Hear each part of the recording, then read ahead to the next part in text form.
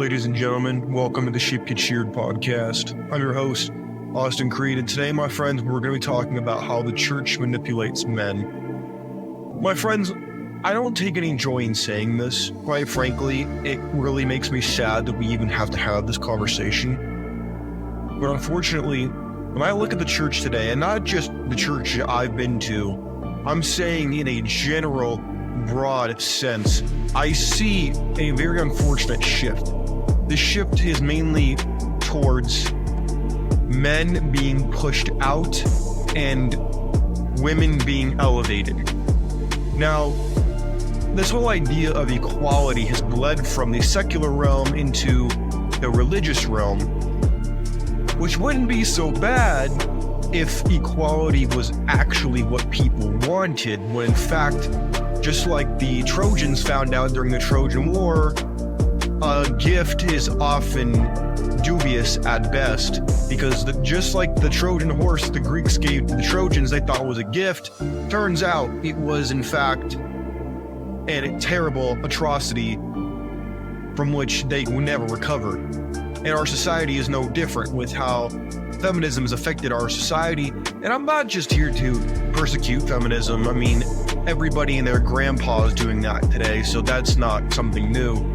But when it comes to the seduction of the spirit itself, when we look at the church leadership, and I'm not just talking about one specific church or even just Christianity at this point either, we look at how the church has not adapted to the modern day. We see how pastors, instead of saying, hey, we have the Jezebel spirit at stage left, and then we have the spirit of mammon or the greed, the desire for power on stage right, we have to ask ourselves, wait, hold on a second.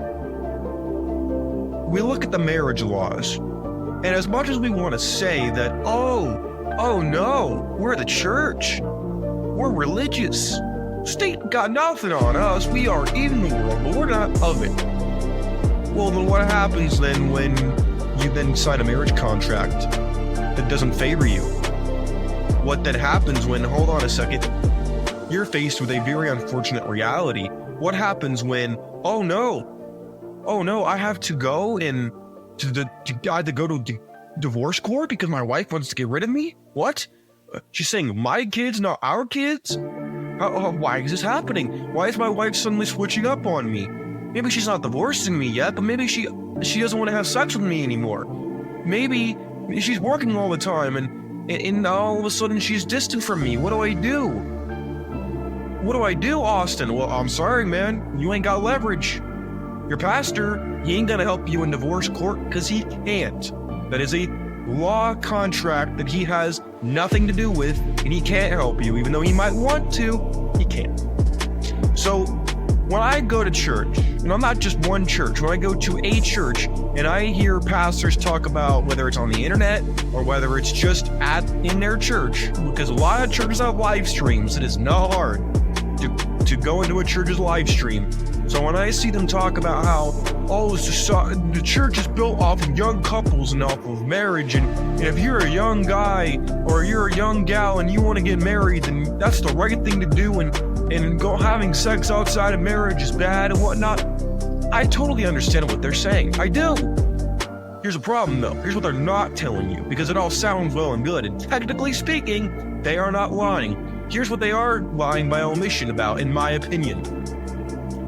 They're not telling you, oh, by the way, marriage is a contract between you, Uncle Sam, and your significant other. They don't tell you that part.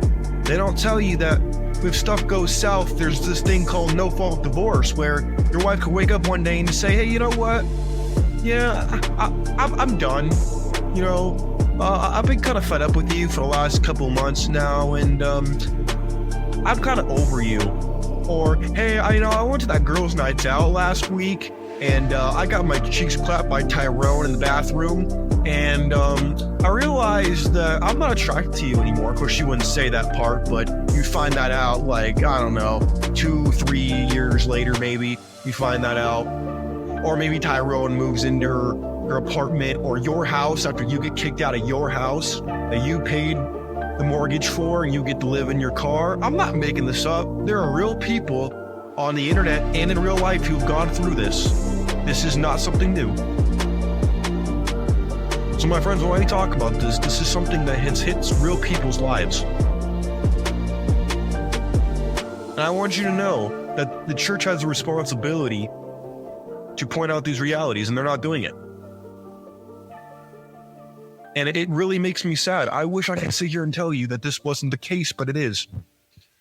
So when we deal with these uncomfortable realities, when we have this hard conversation, you have to realize that, guess what? We're dealing with very sad realities. The question is, does the church just ignore it and think that, oh, if I just don't talk about this, then maybe it will just go away. Maybe it will just not affect me anymore. Maybe I can just move on. Maybe the problem will just fix itself. You know, you might think that that's what they're doing, but here's the part they won't tell you. What they won't tell you is they benefit from marriage. Because guess what? Kids are really, really, really easy to indoctrinate. Kids are really, really easy to get them to keep coming back to church, keep giving money in the offering plate. Oh yes. And I'm not saying that's bad inherently, but that's the part they're not telling you. They make it seem like, oh, it has nothing to do with money.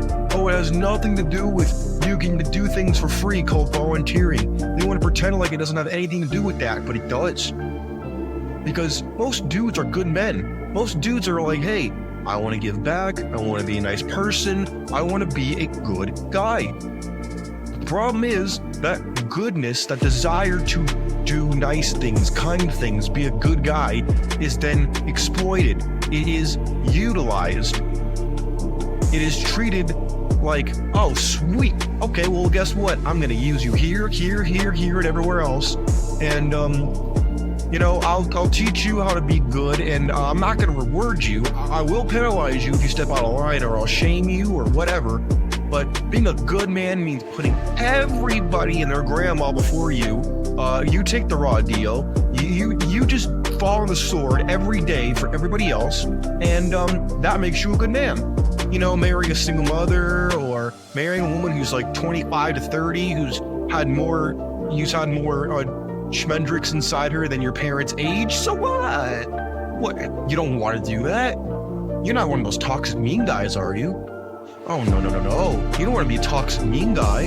No. You want to be a good example, you know, like Jesus was, and just take the raw deal. Just go out there and sacrifice for everybody else, have them not appreciate you, not thank you, not do anything for you in return.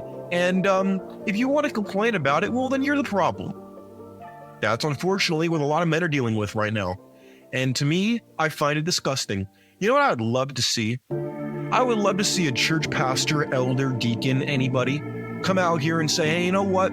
We see that the world is changing. We see that a lot of men are taking raw deals. We see that a lot of women are really not marriage material, but they'll try to backdoor you, shame you, or anything into a relationship. So here's what we're going to do.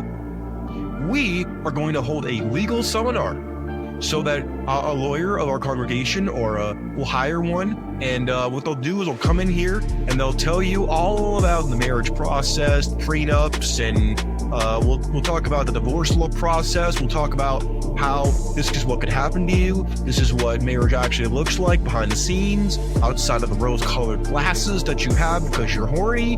And we're going to really tell you and break this down into a science, because we want to make sure that you have the best foot forward and you could actually live this out. And we're not going to use vague Sphinxian language like just read the Bible and everything will figure itself out. We're not going to just make it seem like we're super wise when we're really just kind of giving you a blank check, and you know I don't like this garbage. You know, you might have picked up on that. And I'm not knocking reading the Bible. It's fantastic.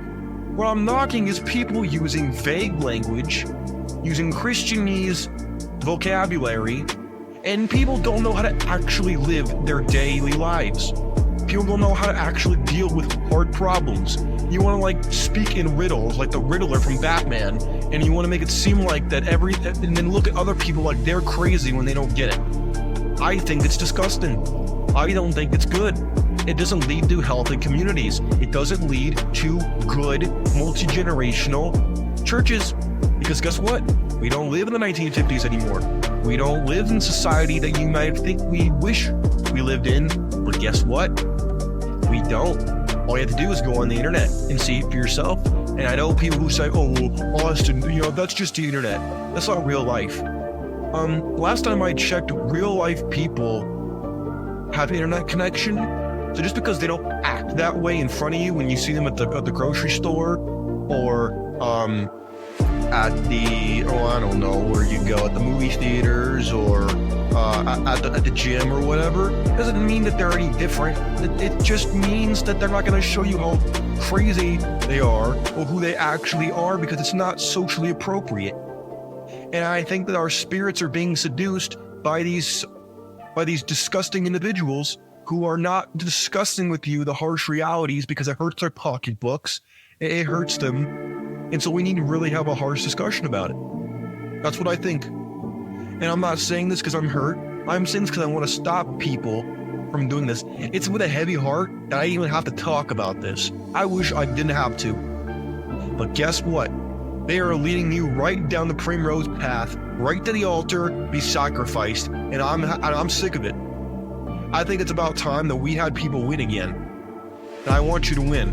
My friends, I think I'll leave it there. We'll save this for another time. I think you get the point, and I think I've given you enough to chew on for today. My friends, if you have anything you want to ask, add, inquire, whatever, hit me up on X or at Twitter at SheepGetSheared. I'm over there. DMs are open. You can leave a comment.